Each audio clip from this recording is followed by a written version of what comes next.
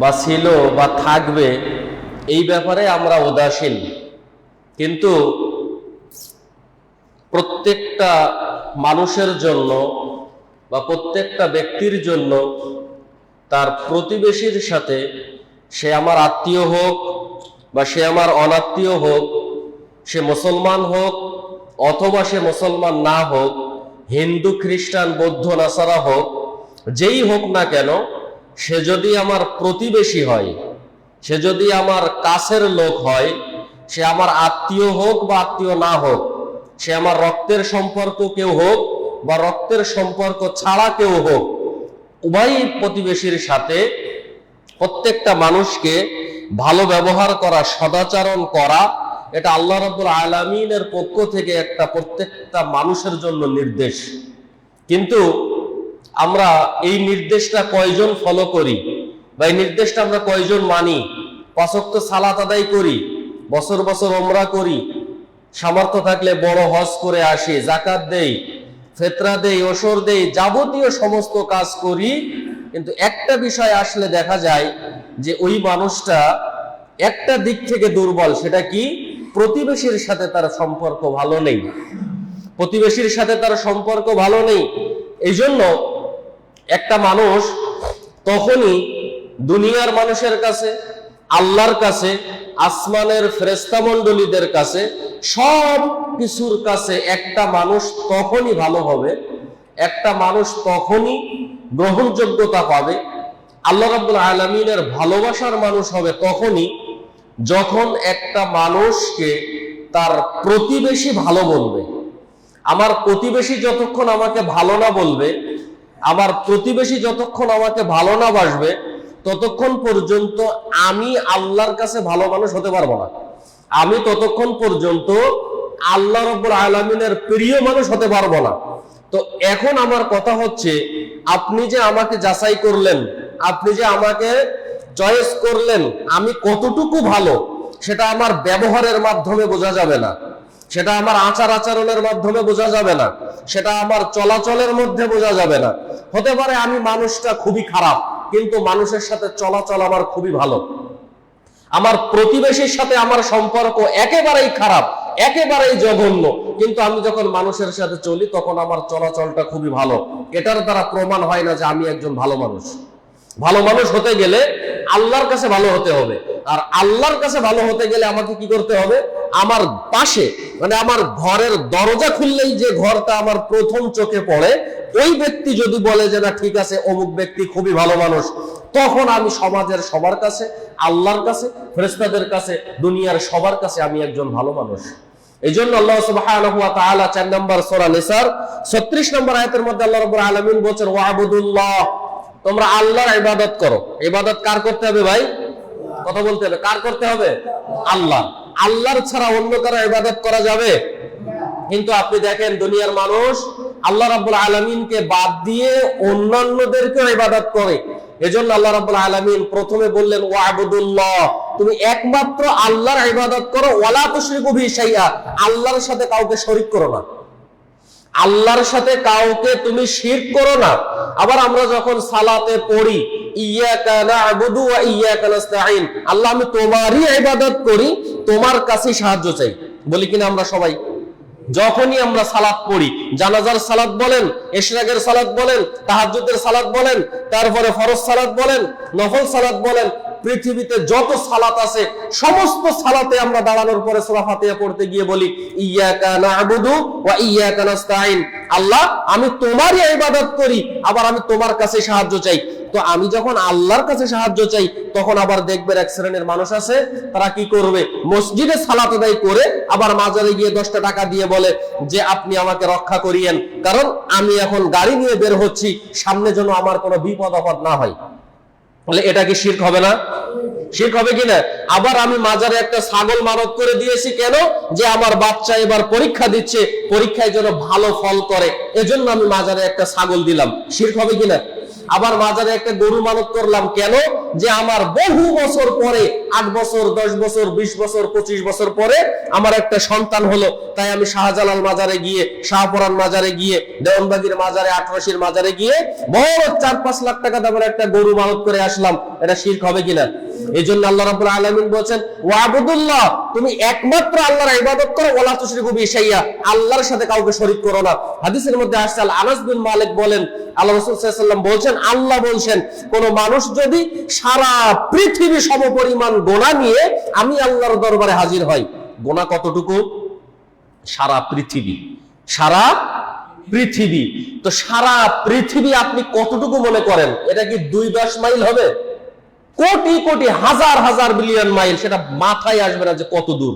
আল্লাহ রাসূল, আল্লাহ বলছেন, সারা পৃথিবী সমপরিমাণ গুনাহ নিয়ে যদি কোনো ব্যক্তি আমি আল্লাহর সামনে উপস্থিত হয়, ওই গুনাহের মধ্যে যদি লা তুশরিক বিল্লাহ, যদি আল্লাহর সাথে শিরক না থাকে, আল্লাহর সাথে শরীক করেছে এরকম পাপ যদি তার না থাকে, আমি সারা পৃথিবী সমপরিমাণ নেকি নিয়ে আমি আল্লাহ তার দরবারে দাঁড়াবো। ওয়ালা উবালি, পৃথিবীর কাউকে আমি পরোয়া করব না যে আমি ওকে মাফ করে দিলাম। ওয়ালা উবালি, আমি পৃথিবীর কাউকে জিজ্ঞাসা করব না যে আমি ওকে মাফ করব কি না করব। ওয়ালা উবালি, পৃথিবীর কাউকে আমি জিজ্ঞাসাবাদ করব না যে আমি ওকে মাফ করতে পারি বা আমি কি ওকে মাফ করে দিব। এ ব্যাপারে আল্লাহ তাআলা কাউকে কোনো জিজ্ঞাসা করবে না, আল্লাহ নিজ ইচ্ছায় তাকে ক্ষমা করে দিবেন। সুবহানাল্লাহ। তাহলে আমাদের খেয়াল রাখতে হবে, একমাত্র শিরক থেকে আমাদের বেঁচে থাকতে হবে। পারবো তো ইনশাআল্লাহ? আল্লাহ আমাদের দুনিয়াবি যত শিরক আছে সমস্ত শিরক থেকে আল্লাহ আমাদেরকে হেফাজত করুক, বলেন আমিন। এরপরে আল্লাহ রাব্বুল আলামিন বলেছেন, ওয়াবিল ওয়ালিদাইনি ইহসানা, দ্বিতীয় নাম্বার আল্লাহর উপদেশ হচ্ছে যে তুমি তোমার বাপ মার সাথে ভালো ব্যবহার করো। বাপ মার সাথে কি করো? ভালো ব্যবহার করো, এটা আল্লাহ রাব্বুল আলামিনের আদেশ। তৃতীয় নাম্বার আদেশ, আল্লাহ রাব্বুল আলামিন বলেছেন, ওয়াবিদিল কুরবা ওয়াল ইয়াতামা ওয়াল মাসাকিন, আল্লাহ রাব্বুল আলামিন এবার বলছেন যে তুমি নিকট আত্মীয়দের সাথে সদ্ব্যবহার করো। নিকট আত্মীয় কারা? নিকটের আত্মীয় হচ্ছে যারা আপনার প্রতিবেশী। নিকট আত্মীয় ফকির মিসকিনদেরকে আপনি ভালো ব্যবহার করেন। তো ফকির মিসকিনের সাথে ভালো ব্যবহার এখন কয়জন মানুষ করে? পকেটে আমার 20 টাকা আছে, এসেছে যে আমাকে কিছু দেন, তখন আপনি বলছেন মাফ করেন। কেন? আপনি কি ওর জমি আত্মসাৎ করেছেন? কথা বুঝতে পারেননি। আপনি কি তার জমি আত্মসাৎ করেছেন? আপনি কি তাকে মেরেছেন? বা আপনি কি তার উপরে জুলুম করেছেন? আসলেই বলছেন ঠিক আছে চাচা আপনি আমাকে মাফ করেন। ও আপনাকে মাফ করবে কেন? ও মাফ করার কে? তার সাথে আপনার জীবনে প্রথম দেখা হলো, দেখা হওয়া মাত্রই আপনি বলছেন মাফ করেন। কেন? আল্লাহ রাব্বুল আলামিন বলছেন, ওয়াল ইয়াতামা ওয়াল মাসাকিন, এতিমের সাথে মিসকিনের সাথে ভালো ব্যবহার করো। ভালো ব্যবহার কোনটা? সে যা চায় তার চাওয়াকে পূর্ণ করা আপনার সামর্থ্য অনুযায়ী, এটার নাম হচ্ছে ভালো ব্যবহার করা। বুঝতে পারেন? একজন এতিম আসলে তার মাথায় হাত দিয়ে তার জন্য দোয়া করে, তার জন্য আপনি যদি পারেন একটা জামা কিনে দিলেন, 1 কেজি আপেল কিনে দিলেন, 1 কেজি পেয়ারা কিনে দিলেন, দোকান থেকে কিছু মুদি দোকানের জিনিসপত্র, মুড়ি চানাচুর কিনে দিলেন, এটার নাম হচ্ছে ভালো ব্যবহার। ও আপনার কাছে এসেছে, ওর বাপ মা কেউ নেই দুনিয়ায়, তখন আপনি বলছেন আরে এ তো বাপ মা নেই, ওকে লাথি উষ্টা মেরেই ওকে ওর জীবন পার করতে হবে। তো এতিমকে এভাবে যদি আপনি মনে করেন তো কিয়ামতের মাঠে আপনার অবস্থা খুবই ভয়াবহ হবে। এই জন্য এতিমকে লালন পালন করা, এটা আপনার জন্য জান্নাতে যাওয়ার একটা সুসংবাদ হতে পারে। এরপরে আল্লাহ রাব্বুল আলামিন বলছেন, ওয়াল জারিদিল কুরবা ওয়াল জারিল জুনুব, আল্লাহ সুবহানাহু ওয়া তাআলা বলছেন যে তুমি তোমার নিকট প্রতিবেশী এবং দূরের প্রতিবেশী, তোমার কাছের প্রতিবেশী আর তোমার দূরের প্রতিবেশীদের সাথে তোমরা ভালো ব্যবহার করো। দূর আর কাছ বলতে আমরা কি বুঝি? দূরের বলতে মনে করেন যে আমার এলাকাতেই, আমার গ্রামেই বাড়ি, কিন্তু আমার বাড়ি গ্রামের শুরুতে, আরেকজনের বাড়ি প্রায় 100 ঘর পরে, কিন্তু সে আমার সমাজের। তো আল্লাহ রাব্বুল আলামিন বলছেন তোমার কাছের যে প্রতিবেশী, দরজা খুললেই যার মুখটা তোমার প্রথমে পড়ে, দরজা খুললেই যার ঘরটা তোমার কাছে পড়ে, সে হচ্ছে তোমার কাছের। এবার আল্লাহ বলছেন ওয়াল জারিল জুনুব, এবং যে তোমার দূরের প্রতিবেশী, একেবারে তোমার গ্রামের শেষে, মানে 100 ঘর পিছনে, সেও তোমার প্রতিবেশী, কিন্তু সে হচ্ছে তোমার দূরের। আল্লাহ রাব্বুল আলামিন বলছেন তুমি ওই দূরের প্রতিবেশীকেও ভালোবাসো, সাথে সাথে সদ্ব্যবহার করো। কিন্তু নিকট প্রতিবেশীদের সাথে আপনি দেখবেন 1999 জন মানুষ কাছের প্রতিবেশীদের সাথে ভালো ব্যবহার নেই। ওই যে দূরের মানুষ, আরেক সমাজের মানুষ, আরেক গ্রাম, আরেক ইউনিয়ন, আরেক থানা, আরেক জেলার মানুষের সাথে খুবই ভালো সম্পর্ক, কিন্তু নিজের গ্রামের মানুষের সাথে ভালো সম্পর্ক নেই। এমনকি লোকটা যখন মারা যায় তখন তার পাশে একেবারে যার ঘরের কাছে যে মানুষটা, সে বলে যে মারা গেছে, আর জানাজাও যাইতাম না, আর কবর খুঁড়তে যাইতাম না, মাটিও দিতে যাইতাম না, এত জঘন্য মানুষ। ভাই আপনি কি আল্লাহর কাছে ভালো মানুষ হতে পারবেন?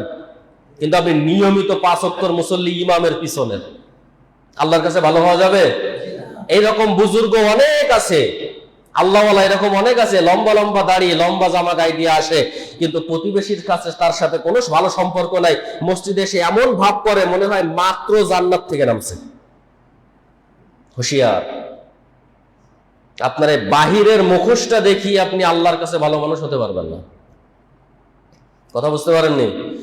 ভালো মানুষ হতে গেলে আপনার প্রতিবেশীকে আপনাকে সার্টিফিকেট দিতে হবে যে ঠিক আছে লোকটা ভালো। ওই চেয়ারম্যানের কাছ থেকে চারিত্রিক সনদপত্র আনার কোনো দরকার নাই। আমার প্রতিবেশী যদি বলে যে ঠিক আছে জামিল খুব ভালো মানুষ, তখন আমি আপনাদের কাছে ভালো মানুষ হতে পারবো।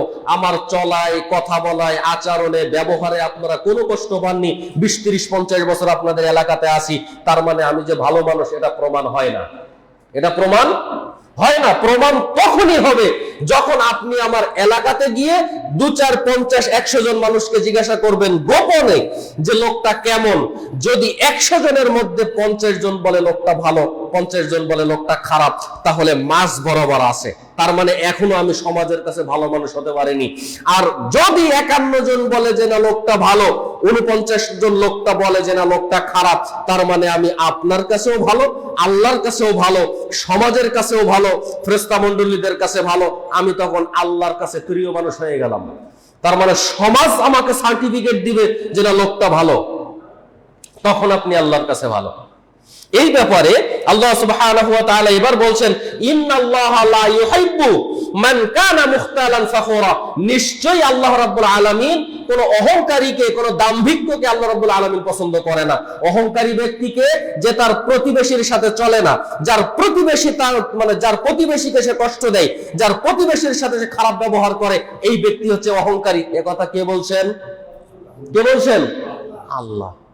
তাহলে একবার আপনি চিন্তা করেন তো, যে আপনি সকালে উঠে প্রতিবেশীকে 2-4টা ধমক না দিলে আপনার পেটের ভাত হজম হয় না, প্রতিবেশীকে কিছু গালিগালাজ না করলে আপনার দিন ভালো যায় না, প্রতিবেশীকে কিছু না বললে আপনার এমন একটা পরিস্থিতি হয় শরীরের মধ্যে জ্বালা পোড়া শুরু হয়ে যায়, মানে কিছু না কিছু তাকে বলতে হবে, ভালো নয় খারাপ কিছু বলতে হবে। এরকম পরিস্থিতি যদি হয়, আল্লাহ রাব্বুল আলামিন বলছেন তুমি একজন অহংকারী, তুমি একজন দাম্ভিককারী। তুমি যদি নিজেকে অহংকারী বলতে চাও, তুমি যদি প্রতিবেশীর সাথে খারাপ ব্যবহার করো, তাহলে তুমি অহংকারী। আর অহংকারী যখন হয়েছো, আমি আল্লাহর জান্নাতে তোমার কোনো জায়গা নাই। আর আমি আল্লাহ রাব্বুল আলামিন তোমাকে ভালোবাসি না, তোমাকে তুমি যেভাবে ইচ্ছা সেভাবে চলো, আমি আল্লাহ তোমার ব্যাপারে কোনো পরোয়া করি না। তাহলে সম্মানিত উপস্থিতি, এই জন্য আপনাকে আমাকে সবসময়ের জন্য সচেতন হতে হবে যে প্রতিবেশী যেন আপনাকে কোনোভাবে খারাপ না বলে। কথা বুঝতে পেরেছেন? খেয়ে থাকেন আর না খেয়ে থাকেন, প্রতিবেশী যেন আপনাকে কখনো না বলে যে না লোকটা খারাপ মানুষ ছিল। আপনি এমন ভাবে নিজেকে গড়ে তুলবেন যাতে মারা যাওয়ার পরে আপনার স্থানটা যে শূন্য হয়ে গেল, এইটা যেন মানুষ বুঝতে পারে যে না লোকটা খুবই ভালো মানুষ ছিল, লোকটার কারণে আমাদের সমাজে এটা হয়েছে, মসজিদে এটা হয়েছে, দাওয়া সেন্টারে এটা হয়েছে, ওনার দ্বারা আমি খুব উপকার পেয়েছি। এই যে শূন্য স্থানটা, যাকে আপনি উপকার করেছেন সে নিজের থেকে বলবে যে না কিয়ামত পর্যন্ত 1000 বছর যদি দুনিয়া থাকে, তারপরে ওই লোকটার মতো এই শূন্য স্থান পূরণ করা হয়তো আল্লাহ রাব্বুল আলামিন কাউকে দিবে না। নিজেকে এভাবে প্রমাণ করতে হবে সমাজের কাছে। কথা বুঝতে পারেননি? আমি খুব বিচারক, আমি খুবই মানুষ, আমি ধমক দিলে সমাজের মানুষ কথা শুনে, তার মানে আপনি ভালো মানুষ না। সম্মানিত হাজিরিন, এই ব্যাপারে আল্লাহ নবী সাল্লাল্লাহু আলাইহি ওয়াসাল্লাম 6016 নম্বর হাদিস সহিহ বুখারী, 4962 নম্বর হাদিস মিশকাতুল মাসাবি, আবু হুরায়রা রাদিয়াল্লাহু তাআলা আনহু বলেন রাসূল সাল্লাল্লাহু আলাইহি ওয়াসাল্লাম বলছেন ওয়াল্লাহি লা ইউমিনু, আল্লাহ রাসূল আল্লাহর কসম করে বলছেন ওই ব্যক্তি ঈমানদার না। কথা বুঝতে পারেননি? আল্লাহ রাসূল বলছেন ওয়াল্লাহি লা ইউমিনু, ওই ব্যক্তি ঈমানদার না। ওয়াল্লাহি লা ইউমিনু, ওই ব্যক্তি ঈমানদার না। ওয়াল্লাহি লা ইউমিনু, ওই ব্যক্তি ঈমানদার না। তার মানে বোঝা যাচ্ছে শুধু সালাত আদায় করলে যে একজন মানুষ ঈমানদার হয় এটা প্রমাণ হয় না, অত্র হাদিসের বিবরণে যেটা বোঝা যায়। তখন ক্বালু, সাহাবাগণ জিজ্ঞাসা করলেন যে ওয়ামা যাকা ইয়া রাসূলুল্লাহ, হে আল্লাহর রাসূল ঈমানদার না সেই ব্যক্তিটা কে? আপনি যে বললেন, আল্লাহর কসম করে বললেন যে লোকটা ঈমানদার না, সেই ব্যক্তিটা কে? ক্বালা, তখন আল্লাহ রাসূল বলেন আল্লাযী লা ইয়ামানু জারুহু বাওয়াইকা, যার কষ্ট মানে যার অনিষ্টতার কারণে, যে ব্যক্তির কারণে তার প্রতিবেশী নিরাপদে থাকে না, ওই ব্যক্তি ঈমানদার না। শুধু দাড়ি পাঁচ হাত লম্বা হলে যে সে যে ঈমানদার, হজ করে আসলেই সে যে ঈমানদার, তাহাজ্জুদ পড়লেই সে যে ঈমানদার, কোটি কোটি টাকা দান করলে সে যে ঈমানদার, এটা প্রমাণ হবে না। প্রমাণ হবে আপনার প্রতিবেশী যদি আপনাকে সার্টিফিকেট দেয় যে না, লোকটার দ্বারা আমি জীবনে কোনোদিন কষ্ট পাইনি, তার মানে আপনি ঈমানদার। হাদিস বুখারীর। তখন আপনি কি করবেন? খুবই কঠিন ব্যাপার। এখন আপনি আজকেই আপনার বাড়িতে গিয়ে আপনার প্রতিবেশীকে জিজ্ঞাসা করবেন যে আমি তোমার কাছে কেমন। সে যদি নিজ থেকে বলে যে না আপনি লোকটা খুবই খারাপ, তাহলে তার প্রতিশোধ না নিয়ে নিজেকে পরিবর্তন করার চেষ্টা করবেন যে না, আমি যখন খারাপ তো আল্লাহ আমাকে খারাপ মনে করে, আল্লাহ আমাকে ভালোবাসে না। তাই তো রাসূল সাল্লাল্লাহু আলাইহি ওয়াসাল্লাম বলছেন এবার যে ওয়াল্লাহি লা ইউমিনু, আল্লাহর কসম সেই ব্যক্তি ঈমানদার না। হাদিসের ব্যাখ্যায় তাফসীরকাররা উল্লেখ করেছেন যে ঈমানদার হতে গেলে আপনার কিছু শর্ত মনে রাখতে হবে। তার মধ্যে প্রথম নাম্বার সেটা হচ্ছে কোরআন এবং হাদিস অনুযায়ী আপনার জীবন পরিচালনা করতে হবে। নিজেকে ঈমানদার প্রমাণ করতে গেলে কি করতে হবে? কোরআন এবং হাদিস অনুযায়ী নিজের জীবন পরিচালনা করতে হবে। আর কোরআন অনুযায়ী যদি আমি আমার জীবনকে পরিচালনা করতে চাই, তাহলে আল্লাহ রাব্বুল আলামিন বলেন ওয়াল জারিদিল কুরবা ওয়াল জারিল জুনুব, যে তুমি কাছের প্রতিবেশী, দূরের প্রতিবেশী, তাদের সাথে ভালো ব্যবহার করো, তাহলেই তুমি ঈমানদার। আর যদি প্রতিবেশীর সাথে খারাপ ব্যবহার করো, তাহলে তুমি ঈমানদার না, তুমি মুমিন না, তুমি মুসলমান না। এখন সেটা আপনি বলতে পারবেন যে আপনি কতটুকু প্রতিবেশীর কাছে ভালো মানুষ। আল্লাহ রাব্বুল আলামিন আমাদের সবাইকে হেফাজত করে বলে আমিন। এবার আসেন ৭৬ নম্বর হাদিস, সহিহ মুসলিম ৪৯৬৩ নম্বর হাদিস, মিশকাতুল মাসাবিতে বলছেন, আবু হুরায়রা থেকে হাদিসটি বর্ণিত, আল্লাহ রাসূল সাল্লাল্লাহু আলাইহি ওয়াসাল্লাম বলেন লা ইয়াদখুলুল জান্নাহ, ওই ব্যক্তি কোনোদিন জান্নাতে যাবে না। লা ইয়াদখুলুল জান্নাহ, ওই ব্যক্তি জান্নাতে প্রবেশ করবে না। মান লা ইয়ামানু জারুহু বাওয়াইকা, যার অনিষ্টতার কারণে তার প্রতিবেশী নিরাপদে না, যার ব্যবহারের কারণে তার প্রতিবেশীরা নিরাপদে নাই, ওই ব্যক্তি কোনোদিন জান্নাতে যাবে না। হজ করলেও যাবে না, সালাত আদায় করলেও যাবে না, দান সাদাকা করলেও যাবে না, সিয়াম পালন করলেও জান্নাতে যাবে না, প্রতিবেশীর সাথে যদি তার ব্যবহার খারাপ হয়। তাহলে এখন আপনারা মনে করবেন যে হুজুর আপনি যে ফতোয়া দিলেন প্রতিবেশীর সাথে খারাপ ব্যবহার করেই যাবো, নামাজ ছেড়ে দিব মাগা। কথা বুঝেন নাই? এখন লাগে আবার কি এর ভালা খাতির নিয়ে প্রয়োজনে নামাজ ছেড়ে দিতাম পারি, প্রতিবেশীর সাথে জীবনে ভালো ব্যবহার করতাম না। ক্ষতি কার হবে? আমার। কথা, ক্ষতি কার? আমার হবে? জি না, ক্ষতি যারটা তার। কিয়ামতের মাঠে তো আল্লাহ বলবে না যে হুজুর তোমার কারণে বেড়ায় নামাজ ছেড়ে দিছে, আজকে শাস্তি তোমার হবে, বলবে? বলার কোনো সুযোগ নেই। তো এখানে যে রাসূল বলছেন লা ইয়াদখুলুল জান্নাহ, জান্নাতে যাবে না, এই জান্নাতে যাবে নার ব্যাখ্যায় দুইটা অর্থ এসেছে। তার মধ্যে প্রথম নাম্বার অর্থ হচ্ছে যে ব্যক্তি নিজের জন্য প্রতিবেশীকে কষ্ট দেওয়া হালাল মনে করে নেয়। হালাল মনে করা মানে সে যদি বলে, জীবনে কোনোদিন বলেছে যে আমি তোকে দেখে নেব যে তুই এখানে কিভাবে থাকিস, আমি তোকে দেখে নেব যে তোর ছেলে মেয়ে এখানে কিভাবে মানুষ হয়, এ কথা বলা মানে আপনি নিজের জন্য প্রতিবেশীকে কষ্ট দেওয়া হালাল মনে করে নিলেন। আর হালাল মনে করে নেওয়া ব্যক্তি কাফের হয়ে যাবে। কি হয়ে যাবে? প্রতিবেশীকে কষ্ট দিবে এরকম ব্যক্তি যদি থাকে যে নিজেকে হালাল মনে করে নেয়, এই ব্যক্তি কি হয়ে যাবে? কাফের হয়ে যাবে। আর কাফেরের জন্য আল্লাহর জান্নাত হারাম, হে জান্নাতে যেতে পারবে না। আবার যদি এরকম মানুষ মনে করে যে ব্যক্তিটা তার প্রতিবেশীকে কষ্ট দিচ্ছে, কিন্তু নিজে অনুভব করে যে না লোকটার সাথে খারাপ ব্যবহার করা আমার মনে হয় ঠিক হয়নি, এরকম যদি অনুভূতি তার ভিতরে থাকে, তাহলে ওই ব্যক্তি প্রথম কাতারে যারা জান্নাতে যাবে, 1 নাম্বার 2 নাম্বার 3 নাম্বার কাতারে যারা জান্নাতে যাবে, সর্বপ্রথম বিনা হিসাবে যারা জান্নাতে যাবে, ওই ব্যক্তিদের সাথে সে জান্নাতে যেতে পারবে না। তাকে জাহান্নামে যেতে হবে, এই অনুযায়ী তাকে শাস্তি ভোগ করতে হবে। হুজুর, শাস্তি ভোগ করতে হবে কতদিন? আল্লাহ যতদিন চাই।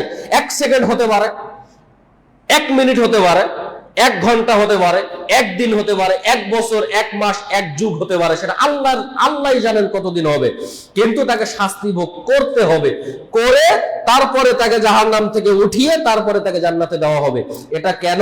সে তার প্রতিবেশীর সাথে খারাপ ব্যবহার করেছে।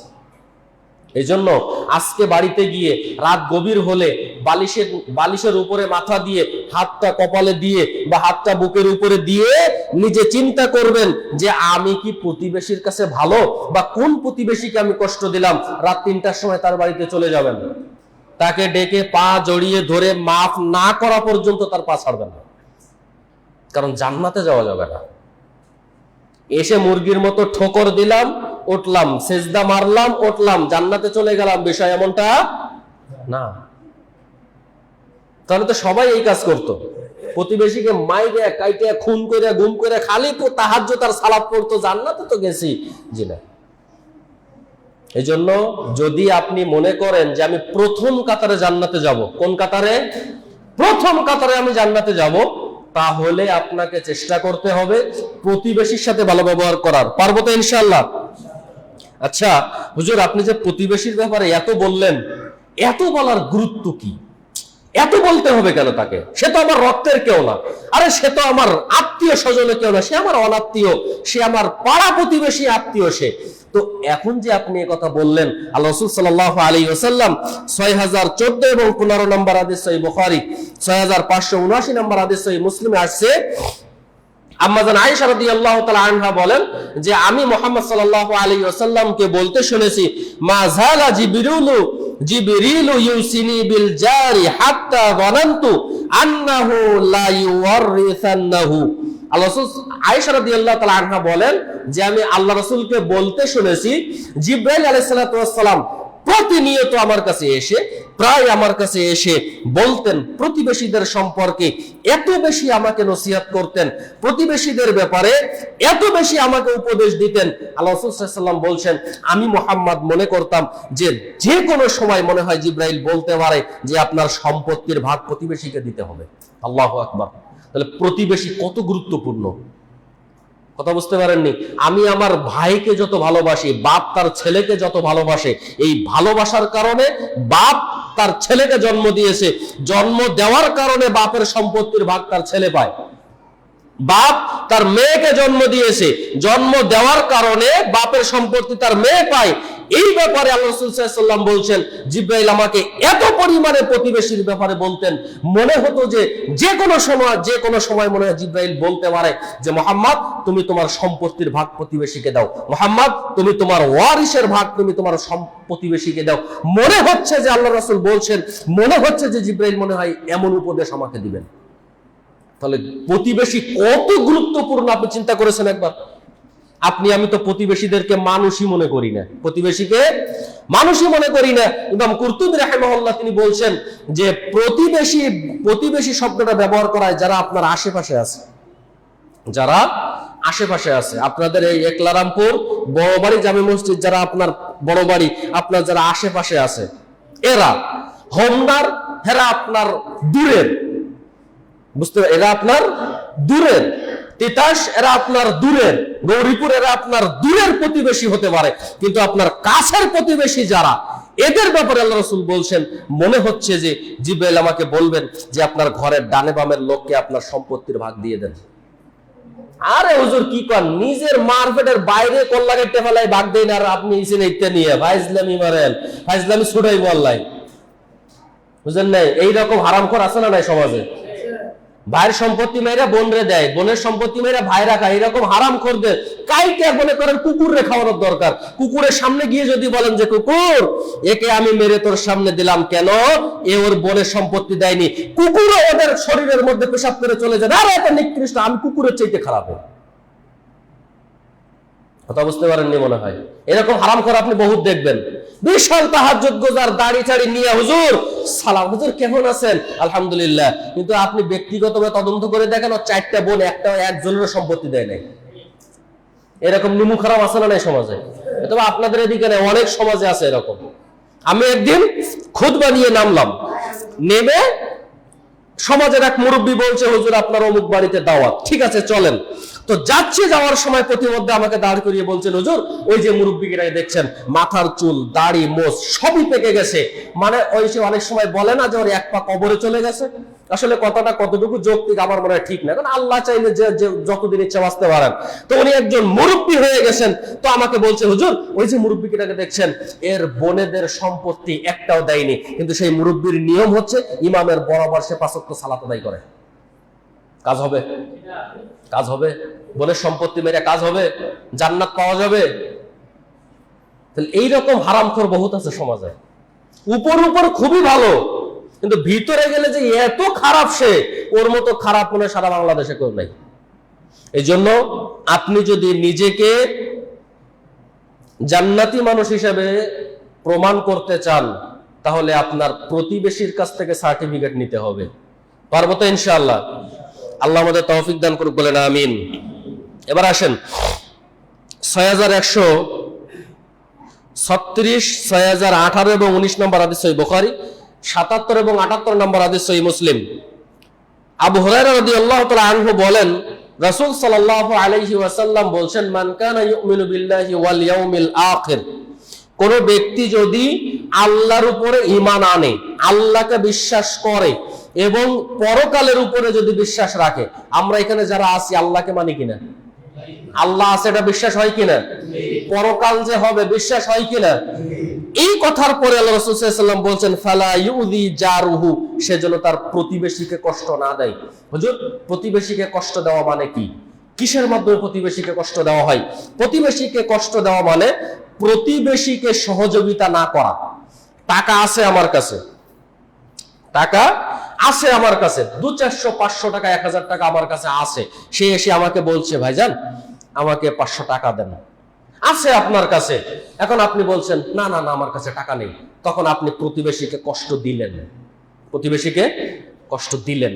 আর যদি তাকে 200, 500 টাকা দিয়ে দেন, তার মানে আপনি প্রতিবেশীকে কষ্ট দেননি। আপনার বাড়িতে চাউল আছে, আপনার ঘরে একদম আপনি বিপদে পড়লে যে আপনার আগে ছুটে আসে, একদম আপনার ঘরের সাথে যার ঘর, সে এসে বলছে, ভাইজান আমাকে 1 কেজি চাউল দেন, আপনার ভাই বাড়িতে আসলে কালকে দিয়ে দিব বা 2-1 দিন পরে দিয়ে দিব। আপনি বলছেন, না না না আমার বাড়িতে চাউল নেই, কিন্তু আপনার বাড়িতে এখন মানে প্রায় 30-40 কেজি চাউল আছে। তখন আপনি প্রতিবেশীকে কষ্ট দিচ্ছেন। কষ্ট দেওয়া বুঝেন কি? আপনার বাড়িতে একজন এসে বলছে, ভাবি 2টা পেঁয়াজ দিবেন। না না আমার বাড়িতে পেঁয়াজ নাই, পেঁয়াজ নাই। তদন্ত করে দেখেন 3-4 কেজি পেঁয়াজ আছে। পেঁয়াজ কি করবেন আপনি? সব তরকারি রান্না বান্না করে পেঁয়াজ শেষ, আজকেই সন্ধ্যায় আপনার ভাই বাজার থেকে নিয়ে আসবে, আমার বাচ্চা ডিম খেতে যাচ্ছে, পেঁয়াজ নেই, একটা পেঁয়াজ দেন না ভাবি, পেঁয়াজ দিয়ে আমার ডিমটাকে ভেজে ছেলেকে দেই। আপনার বউ বলছে, না না না আমার বাড়িতে পেঁয়াজ নেই, পেঁয়াজ নেই। তখন আপনার বউ আপনার প্রতিবেশীকে কষ্ট দিচ্ছে। আর কষ্ট দেওয়া মানে জান্নাত হারাচ্ছেন। যখনই কষ্ট দিবেন জান্নাত হারাচ্ছেন। প্রতিবেশীকে কষ্ট দেওয়া মানে সে মানুষটা মারা গেল, এখন তার জানাজার ব্যবস্থা করা, অসুস্থ হয়েছে তাকে দেখতে যাওয়া। এখন মানুষ অসুস্থ হলে ঠিক আছে, আরে খারাপ, ঠিক আছে, হ্যাঁ মরুক গে, মরলে আমার কি, হ্যাঁ মরলে যে আপনার কি, এটা আল্লাহর সামনে বুঝবেন। যখন আল্লাহকে ভাই ওরে দেখতে গেছিলাম, না ও তোমার কি হয়, আমার প্রতিবেশী, দেখতে যাও না, ওকে মানুষই মনে করো না, যাও তুমি জাহান্নামে চলে যাও, তখন কি করবেন? এই জন্য রাসূল সাল্লাল্লাহু আলাইহি ওয়াসাল্লাম বলেছেন, ফালা ইউযি জারুহু, কেউ যেন তার প্রতিবেশীকে কষ্ট না দেয়। এই কাজগুলো যখন আপনি করবেন তখন প্রতিবেশীকে কষ্ট দিচ্ছেন। একজন এসে বলছে যে আমাকে 1 চিমটি লবণ দেন, আপনি বলছেন না না লবণ দেওয়া যাবে না, আপনার ভাইয়ের নিষেধ, তার মানে আপনি প্রতিবেশীকে কষ্ট দিচ্ছেন। একজন এসে বলছে যে আমাকে 2টা কাঁচামরিচ দেন, আপনার বউ বলছে না না না দেওয়া যাবে না, এটা আপনার ভাইয়ের নিষেধ, তখন আপনি আপনার প্রতিবেশীকে কষ্ট দিচ্ছেন। আর কষ্ট দেওয়া মানে আল্লাহর উপরে আপনার ঈমান নেই, আল্লাহকে আপনি বিশ্বাস করেন না, পরকাল যে হবে এটার উপরে আপনার বিশ্বাস নেই। কথা বুঝতে পেরেছেন? এই জন্য প্রতিবেশীকে কষ্ট দেওয়া থেকে বিরত থাকতে হবে। 2, ওমান কানা ইউমিনু বিল্লাহি ওয়াল ইয়াউমিল আখির, কোন ব্যক্তি যদি আল্লাহর উপরে বিশ্বাস রাখে, পরকাল আছে এটার উপরে যদি তার ঈমান থাকে, আল্লাহ রাসূল সাল্লাল্লাহু আলাইহি ওয়াসাল্লাম বলেন, ফাল ইউকরিম দাইফাহু, তাহলে সে যেন মানে মেহমানের সাথে ভালো ব্যবহার করে। এখন তো মেহমান ভাগ হয়ে গেছে। কেমন? জামাইয়ের বাড়ি থেকে যদি তার বাপ মা আসে, তখন বউ বলে আমি অসুস্থ, রান্না করতে পারবো না। বুঝেননি? গরু, খাসি, মুরগি, মাছ, ডিম সব আনার পরে আরে এত কিছু লাগে নাকি? এত কিছু কি রান্না করা সম্ভব নাকি? তোমার ভাই এসেছে তো কি হয়েছে, গরু খাসি সব রান্নতে হবে কেন? তার দুদিন পরে তার বাড়ি থেকে, মেয়ের বাড়ি থেকে বাপ মা ভাই বোন সব এসেছে, প্রায় 20টা আইটেমের বাজার ধরিয়ে আমার জামাইকে বলছে ঠিক আছে বাজার করে নিয়ে আসেন।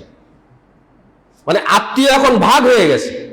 ছেলের পক্ষ থেকে আত্মীয় স্বজন আসলে বউ রাগ করে, আর বউয়ের পক্ষ থেকে আত্মীয় স্বজন আসলে জামাই যদি রাগ করে, তাহলে একটাই কথা, আমি তোমার ঘর করতাম না।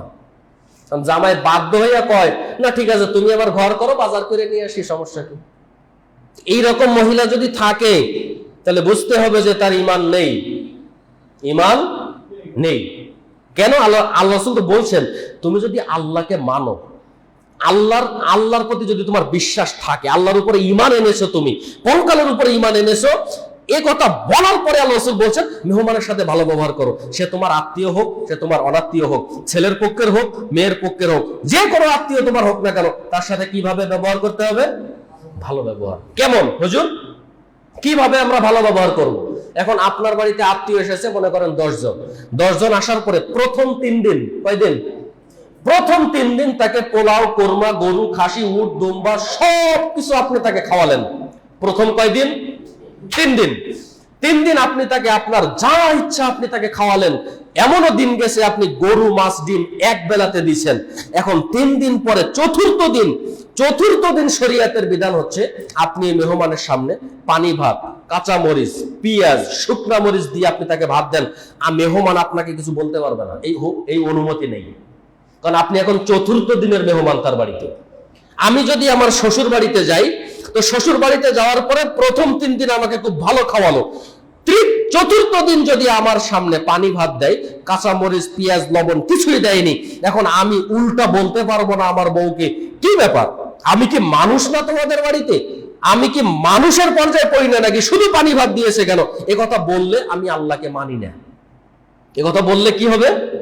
আল্লাহকে আমি মানি না। কারণ চতুর্থ দিনের মেহমান আপনি, যদি মেজবান ইচ্ছা করে আমাকে ভালো দিতে পারে, যদি না চায় ভাত নাও দিতে পারে, এ ব্যাপারে শরীয়তে কোনো বাধা হয়তো কথা নেই।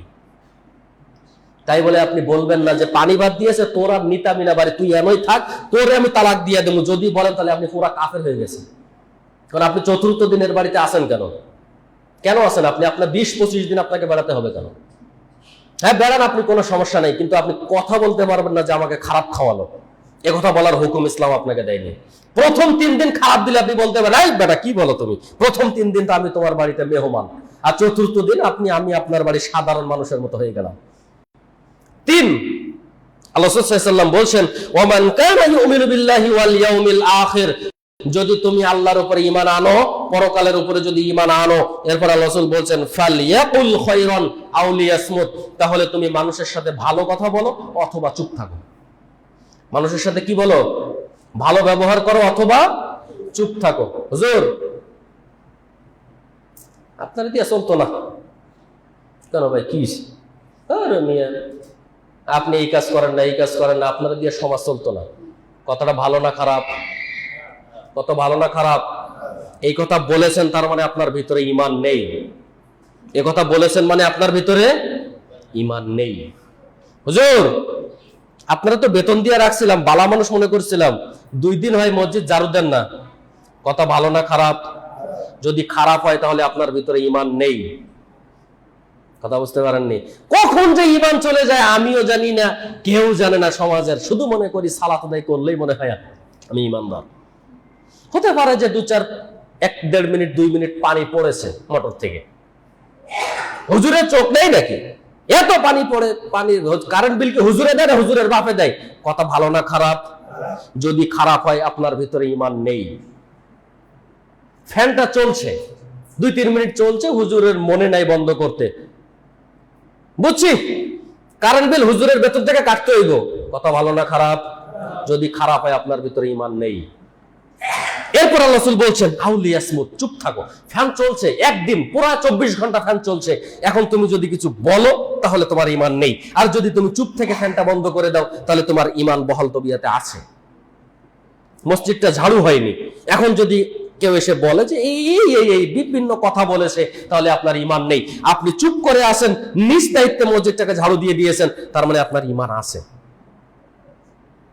কথা বুঝতে পারেননি? ঈমান যে কখন চলে যায় আপনার। একজন কাস্টমার দোকানে গেছে, হয়তো বা 2-1 মিনিট দেরি হয়েছে তাকে আপনাকে দিতে, বা দোকানে যিনি আসেন উনি খুব ব্যস্ত মানুষ। এখন আপনি তাকে বলছেন, তোর দোকানে আইলে খালি ভাব দেখাস বেটা, এত ভাব করে তোর বেটা, তুই দোকানদারি করিস, তোর এত ভাব থাকবো কে? এ কথা ভালো না খারাপ? খারাপ। তার মানে আপনার ঈমান নেই। মানে কথা বলা যাবে না, কোনো খারাপ কোনো কথাই, মানে কষ্ট পায় এরকম কোনো কথাই বলা যাবে না।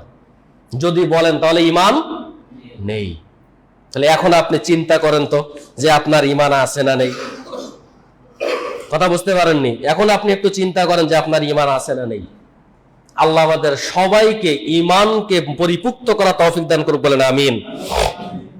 এবার আসেন 6582 নম্বর হাদিস সহিহ মুসলিম, 2124 নম্বর হাদিস সহিহ দারিমি। আবু যার রাদিয়াল্লাহু তাআলা আনহু বলেন, রাসূলুল্লাহ সাল্লাল্লাহু আলাইহি ওয়াসাল্লাম বলছেন, ইযা তাবাখতা মারাকাতান ফাআকসির মাআহা ওয়া তাআহাদ জিরানাকা। আল্লাহ রাসূল সাল্লাল্লাহু আলাইহি ওয়াসাল্লাম বলছেন, আবু যার রাদিয়াল্লাহু তাআলা আনহুকে বলছেন যে, আবু যার, তুমি যখন তরকারি রান্না করবে, মা বোনরা হাদিসটা ভালো করে শুনবেন, মা বোনদের ভিতরে হিংসা বেশি। কি বেশি? হিংসা বেশি। এখন যার বাড়িতে দুপুরে খাবার, যদি কয় হুজুর আমিও তো আছি, শুনছি আপনি কইছেন হিংসা বেশি, খাবারে দিতাম না আপনার দুপুরে। কিন্তু আপনি তদন্ত করে দেখেন ব্যক্তিগতভাবে, মহিলাদের ভিতরে একটু হিংসা পুরুষদের তুলনায় বেশি। তো এই হাদিসটা মা বোনরা শুনবেন। আল্লাহ রাসূল সাল্লাল্লাহু আলাইহি ওয়াসাল্লাম বলছেন যে, আবু যার, তুমি যখন তরকারি রান্না করবে, মাছ মাংস ডিম বা তুমি যা কিছু রান্না করো, ওই তরকারির মধ্যে মারাকাতান ফাআকসার মাআহা, ওই তরকারির মধ্যে পানি ঢেলে দাও বেশি করে। কি ঢেলে দাও? পানি বেশি করে ঢেলে দাও। কেন? ওয়া তাআহাদ জিরানাকা, তোমার কাছের যে প্রতিবেশী তার হক আদায় করে দাও। এখন ইলিশ মাছ 1200 টাকা 1500 টাকা কেজি। এখন একটা মাছ নিয়ে আসলাম, তার 8টা বা 7টা চাক হলো। কয়টা চাক হলো? 7টা বা 8টা বা 10টাই ধরেন চাক হলো। এখন আমার পরিবারের সদস্য 8 জন, বাকি থাকে কয়টা? 2টা। এখন আপনি 6টা চাক দুপুরে খেলেন, খাওয়ার পরে পাশে আপনার পাশের যে প্রতিবেশী খুবই গরিব মানুষ, বছরে একবার গোস্ত খায়, গরুর গোস্ত। কখন? কুরবানিতে আপনি যা দেন তাই খায়, তাছাড়া আর খেতে পারে না। এখন তার ছেলে, আপনার ছেলে ওই মাকে এসে বলছে, মা, চাচি তো দেখলাম ইলিশ মাছ রান্না করেছে, মা আমার খুব খেতে মনে চাই। এই কথাটা আপনার বউ শুনেছে কানে। শুনতে পাওয়ার পরে আপনার বউ এবার কি করলো? ঘরের দরজা লাগিয়ে দিল। ঘরের দরজা লাগিয়ে দিয়ে তার ছেলে মেয়েকে নিয়ে, স্বামীকে নিয়ে সে ইলিশ মাছ খাচ্ছে। এখন খাওয়ার পরে ওই ছেলেটা বলছে, মা, চাচি কি আমাকে ইলিশ মাছ দিবে না? এ কথা আপনার বউ শুনতে পেল। এরপরে আপনার জামাই, আপনার মানে বউ তার জামাইকে বলছে, তুমি কোনো কথা বলো না, আমি সব হ্যান্ডেল করবো। ঠিক আছে। এখন ওই 8টা খাওয়ার পরে আর 2টা তার ছেলেকে একটা, তার জামাইকে একটা দিয়ে 8টা খেয়ে ফেললো। তখন আল্লাহ রাসূল বলছেন, ও ভালো প্রতিবেশী না। হ্যাঁ, আল্লাহ রাসূল বলছেন, এই শোনো, তুমি গোস্ত না দিতে পারো, গোস্ত দেওয়ার দরকার নেই, মাছ দেওয়ার দরকার নেই, মাছের ঝোল হলেও তার বাড়িতে দিয়ে হক আদায় করো। আজকে শুক্রবার, অধিকাংশ বাড়িতে দেখবেন মুরগি গরু রান্না হয়, কারণ অনেক মানুষ চিন্তা করে সারা সপ্তাহ যা খাই না খাই কোনো হিসাব নাই, শুক্রবার আসলে একটু ভালো খাই। এটা আমাদের বাড়িতেও হয়। মানে অনেক সময় দেখা যায় যে শাক সবজি মাছ ডাউল বা বিভিন্ন কিছু চলে, শুক্রবার আসলে মুরগি গরু বা যে কোনো একটা আইটেম এটা অধিকাংশ পরিবারে থাকে। কিন্তু আমাকে চিন্তা করতে হবে যে আমার পাশের যে লোক, ও কি আসলে খেতে পারছে কিনা। আচ্ছা ঠিক আছে, তার বাড়িতে গরু রান্না হলো, এখন আমার বাড়িতেও গরু, এখন আমরা কি করব? এখন আপনার করণীয়, আপনি তার বাড়িতে 2 টুকরা পাঠিয়ে দেন, সে আপনার বাড়িতে 2 টুকরা পাঠাবে। এর মাধ্যমে কি হবে? তার সাথে আপনার মহাব্বত, ভালোবাসা বাড়বে। এই জন্য অধিকাংশ বিদ্বান বলেন যে মাঝে মধ্যে হাদিয়ার সিস্টেম রাখবেন। বুঝেননি? যে এটা আপনি রাখেন, চা খেয়েন, এটা আপনি রাখেন, আপনি যা কিছু করে, এটার মাধ্যমে কি হবে? ভালোবাসা বাড়বে, মহাব্বত বাড়বে। তখন সমাজের মানুষ আপনাকে ভালো চোখে দেখবে। এই জন্য আল্লাহ রাসূল বলছেন, আবু যার, তরকারিতে পানি বেশি করে দাও। এখন তো আমরা পানিই দেই না, বুঝলেন না? ভোনা ভোনা, এই ভোনা ভোনা খাওয়াটা কতটুকু শরীয়ত সম্মত আল্লাহ ভালো জানেন। কিন্তু আমাদের ভোনা করেন আর যা করেন, 1 টুকরা হলেও, 1 ফোঁটা ঝোল হলেও তার বাড়িতে দিয়ে আপনি দায় মুক্ত হয়ে যাবেন। প্রতিবেশীর হক আপনি আদায় করে দিবেন। পারবো তো ইনশাআল্লাহ? আল্লাহ তৌফিক দান করুক, বলেন আমিন। সম্মানিত হাজিরিন, একটা লম্বা হাদিস, 9675 মুসনাদে আহমদ, 4775 নম্বর হাদিস মিশকাতুল মাসাবি, যে আবু হুরায়রা রাদিয়াল্লাহু তাআলা আনহু বলছেন যে এক ব্যক্তি মুহাম্মদ সাল্লাল্লাহু আলাইহি ওয়াসাল্লামের কাছে আসলো, এসে বলছে, আল্লাহ রাসূল, আমাদের এলাকাতে একজন মহিলা রয়েছে। তো মহিলা আছে তো কি হয়েছে? আল্লাহ রাসূল, আমাদের এলাকাতে একজন মহিলা আছে। মহিলাটা তখন আল্লাহ রাসূল সাল্লাল্লাহু আলাইহি ওয়াসাল্লামকে বলছেন যে কাসরাতি সালাতিহা ওয়া সিয়ামিহা ওয়া সাদাকাতিহা, প্রচুর পরিমাণে সালাত আদায় করে, ফরজ সালাত আদায় করে, সুন্নত সালাত আদায় করে, নফল সালাত আদায় করে। আল্লাহ রাসূল ফরজ সিয়াম রাখে, নফল সিয়াম রাখে, সুন্নত সিয়াম রাখে। আল্লাহ রাসূল ফরজ দান সাদাকা করে, নফল দান সাদাকা করে। আল্লাহ রাসূল মহিলাটা এত পরিমাণে দান করে সেটা বলার বাহিরে। এবার আল্লাহ রাসূল সাল্লাল্লাহু আলাইহি ওয়াসাল্লামকে বলছেন, গায়রা ইন্নাহা তুযি জিরানাহা বিলিসানিহা। আল্লাহ রাসূল, ওই মহিলার একটা খারাপ গুণ আছে। কয়টা খারাপ গুণ? কথা বলেন, কয়টা? একটা। মহিলা কিন্তু সালাত আদায় করে, ফরজ সালাত, সুন্নত, নফল, ফরজ সিয়াম, সুন্নত, নফল সিয়াম, ফরজ দান, সুন্নত, নফল দান, মানে তার যতটুকু পারে সে দান করে, সালাত আদায় করে, সিয়াম রাখে। এরপরও মহিলার খারাপ গুণ কয়টা?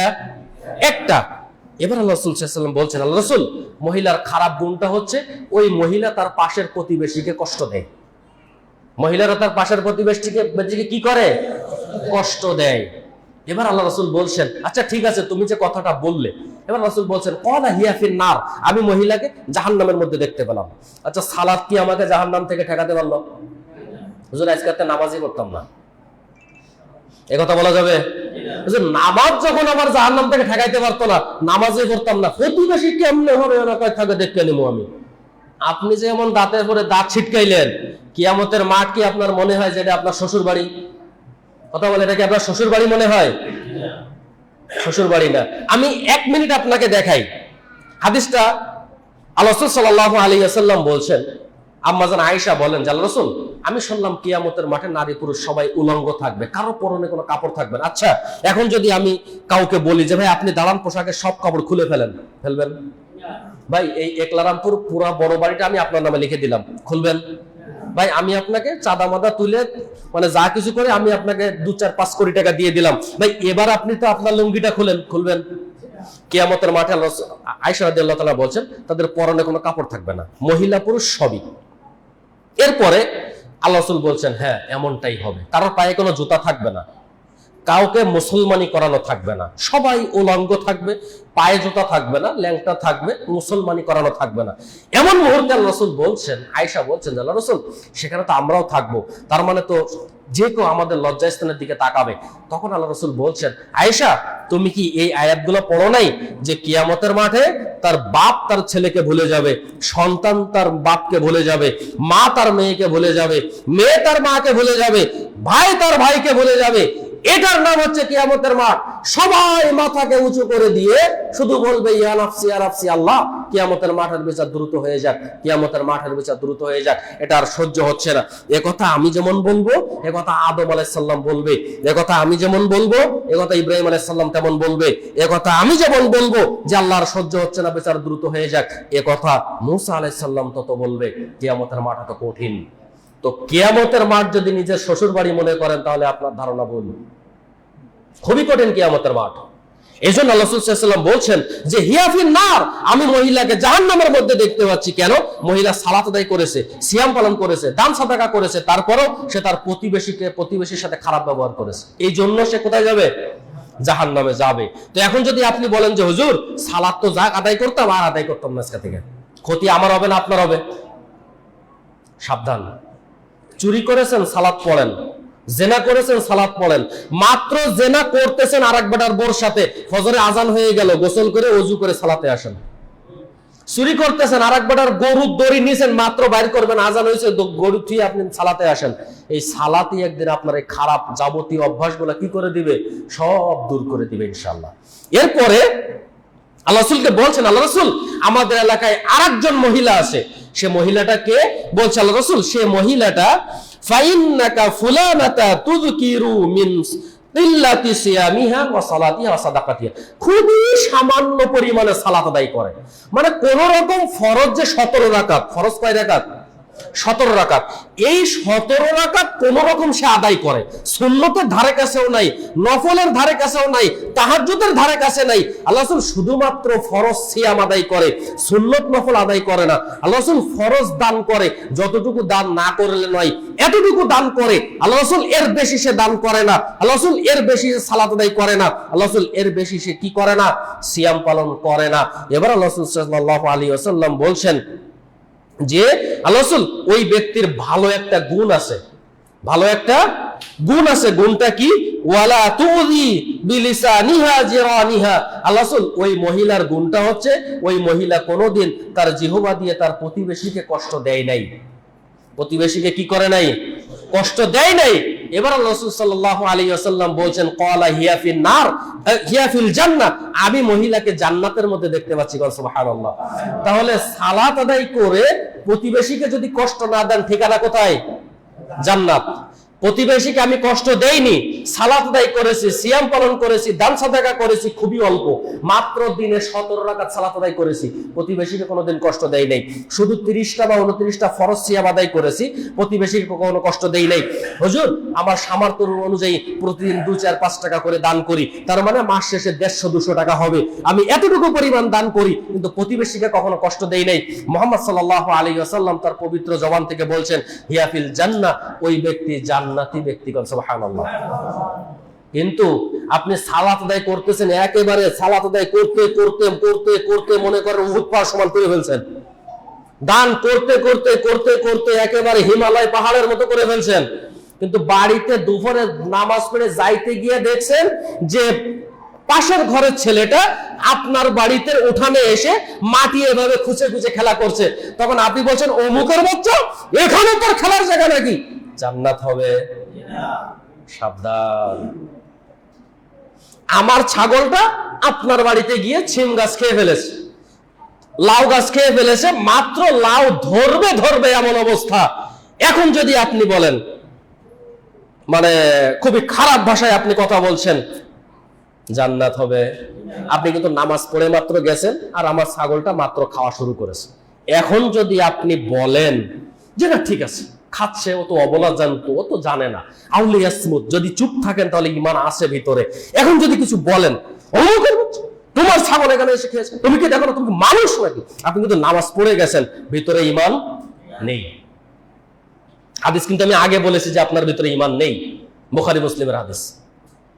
এখন আপনি চিন্তা করেন তো যে আপনি কত নাম্বার মানুষ আপনি আপনার সমাজের। এই জন্য আমাদেরকে চেষ্টা করতে হবে, মা বোন যারা আছেন আপনারা একটু সচেতন হয়ে যাবেন ইনশাআল্লাহ।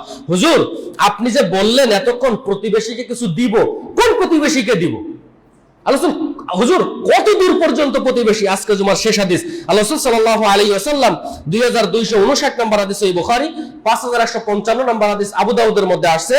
আম্মা জান আয়েশা রাদিয়াল্লাহু তাআলা আনহা বলেন, ইয়া রাসূলুল্লাহ, হে আল্লাহর রাসূল, ইন্না লি জারাইনি, আল্লাহ রাসূল আমার 2 জন প্রতিবেশী আছে। কয়জন? 2 জন। আচ্ছা আল্লাহ রাসূলের জামানায় 2 জন ছিল, এখন আমি যে সমাজে থাকি আমার কি 2 জন প্রতিবেশী? কমপক্ষে 150-200 তো হবে, তাই না? এবার আল্লাহ রাসূলকে বলছেন, আল্লাহ রাসূল আমার 2 জন প্রতিবেশী আছে, ফাইলা আইহিমা উহদি, আল্লাহ রাসূল আমি তাদের মধ্যে কাকে হাদিয়া পাঠাবো? তাদের 2 জনের মধ্যে আমি হাদিয়া কাকে পাঠাবো? তখন আল্লাহ রাসূল বলছেন, ইলা আকরাবিহিমা মিনকি বাব, তুমি দরজা খুললেই, আমি দরজা খুলেছি যার ঘরটা আমার সামনে, আমার 2 জন প্রতিবেশী, একজন সামনে আর একজন পিছনে, আমার ঘরটা এখানে আর একজন এখানে আর একজন তার পিছনে। আল্লাহ রাসূল বলছেন, এই শোনো, তুমি তোমার দরজা থেকে যার ঘরটা তোমার অতি নিকটে তুমি তার কাছে হাদিয়া পাঠিয়ে দাও। হাদিয়া কি করো? হাদিয়া পাঠিয়ে দাও। হুজুর হাদিয়া পাঠাবো কেমন ভাবে? আল্লামা ইবনু আবি জামরাহ রাহিমাহুল্লাহ তিনি বলছেন যে সবচেয়ে নিকটতম প্রতিবেশীকে উপহার প্রদান করা মুস্তাহাব। আলী রাদিয়াল্লাহু তাআলা আনহু বলেন যে যে আপনার ডাক শুনতে পায়, আপনি আস্তে করে ডাক দিলেন, আব্দুল্লাহ আব্দুল্লাহ, সে শুনতে পেয়েছে, সে মানে এত কাছে আপনার প্রতিবেশী, সে আপনাকে শুনতে পেয়েছে। আব্দুর রহমান, হ্যাঁ ভাই কি বলেন? আপনার ডাক শুনতে পেয়েছে। আলী রাদিয়াল্লাহু তাআলা আনহু বলছেন সে আপনার কাছের প্রতিবেশী। আম্মাজান আয়েশা রাদিয়াল্লাহু তাআলা আনহা বলছেন, আপনার প্রতিবেশী কে? তখন বলছেন, আপনার ডান থেকে 10টা ঘর। ডান দিক থেকে কয়টা ঘর? 10টা। আম্মাজান আয়েশা রাদিয়াল্লাহু তাআলা আনহা বলছেন, বাম দিক থেকে আপনার 10টা ঘর, সামনে আপনার 10টা ঘর, পিছনে আপনার 10টা ঘর। আপনার ঘরকে কেন্দ্রবিন্দু করে চতুর্দিকে 40টা ঘর হচ্ছে আপনার প্রতিবেশী। এই 40টা ঘর যদি আপনার সার্টিফিকেট দেয় যে না লোকটা ভালো, তখন আপনি আল্লাহর কাছে ভালো। যদি বলে যে না ঠিক আছে লোকটা খুবই অমায়িক মানুষ, তো আল্লাহর কাছে আপনি অমায়িক মানুষ। লোক এই 40 জনের মধ্যে কেউ যদি বলে যে না লোকটা খারাপ, তাহলে আপনি খারাপ। এই 40 জনের মধ্যে আপনার হক আদায় করবেন কাকে? যে আপনার ঘরের অতি নিকটে আপনি ডাক দিয়েছেন তার বাচ্চাকে নিয়ে বা তার মানে পরিবারের কাউকে নিয়ে, তাকে নাম ধরে ডাক দেওয়ার মাত্রই সে যদি ডাক শুনতে পায়, সে হচ্ছে আপনার কাছের প্রতিবেশী, তাকে আপনার হক আদায় করে দিতে হবে। আজকে জুমায় আমি আপনাদেরকে অনুরোধ করব, যার বাড়িতে যা কিছু রান্না হয়েছে, ডাউল রান্না করেছেন, হুজুর ডিম রান্না করেছি, আমাদের পরিবারে 4 জন মানুষ, 2টা ডিম রান্না করেছি, মাঝখান থেকে কেটে আমরা 4 জন খাবো। ডিম আপনাকে দিতে বলেনি আল্লাহ রাসূল। আল্লাহ রাসূল বলছেন পানি বেশি করে দাও, ঝোল হলেও তার বাড়িতে পৌঁছিয়ে দাও। আজকে আপনারা যদি এই হাদিসের উপরে আমল করেন, ইনশাআল্লাহ পরকালে আপনাদের নাজাতের ওসিলা হয়ে যেতে পারে। চেষ্টা করবেন। আপনি বাড়িতে যাবেন, হয়তোবা কাজের ব্যস্ততার কারণে আপনার স্ত্রী মসজিদে আসতে পারেনি, তো আজকে বাড়িতে গিয়ে বলবেন যে অমুকের মা তুমি একটু ঝোল দাও, আমি অমুককে দিয়ে আসি। আপনার স্ত্রী দিতে নারাজ হলে আপনি বলবেন যে হাদিসে এসেছে যে কারোর বাড়ি প্রতিবেশীকে ঝোল দিয়ে সহযোগিতা করলে জান্নাত পাওয়া যায়। একথা যখন আপনি আপনার স্ত্রীকে বলবেন, দেখবেন আপনার স্ত্রী একদিন আপনি চালু করে দিয়েছেন, প্রতিদিন কিছু না কিছু তার বাড়িতে পাঠাবে। আল্লাহ রাব্বুল আলামিন আমাদেরকে এই দীর্ঘ আলোচনা যা হলো, আল্লাহ তাআলা আমাদের সবাইকে আলোচনা অনুযায়ী আমল করার তৌফিক দান করুক, বলেন আমিন। আমরা যেন আমাদের প্রতিবেশীর সাথে ভালো ব্যবহার করতে পারি, আল্লাহ রাব্বুল আলামিন আমাদের সবাইকে সেই তৌফিক দান করুক, বলেন আমিন। ওয়া আখিরু দাওয়ানা আলহামদুলিল্লাহি রাব্বিল আলামিন। ইন্নাহু যাদুন কালিমুন মালিকুম রাউফুর রহিম।